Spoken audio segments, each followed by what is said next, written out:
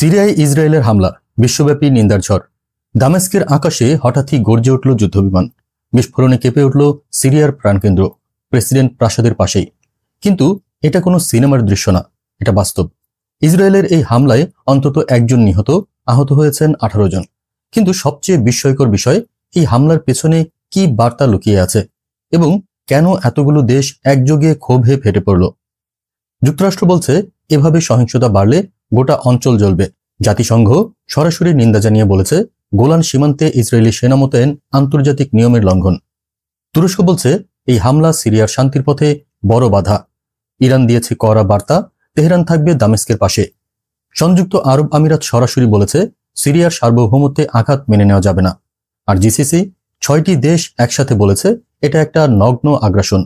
নরওয়ের মতে এই হামলা সিরিয়ার শান্তিপূর্ণ ক্ষমতা হস্তান্তরের সম্ভাবনাকেই নষ্ট করে দিচ্ছে। ইউরোপীয় ইউনিয়ন উদ্বিগ্ন। বিশ্বজুড়ে এই বার্তা পরিষ্কার, ইসরায়েলের এই আগ্রাসন আরেকটি বড় যুদ্ধের আগমনী বার্তা দিতে পারে।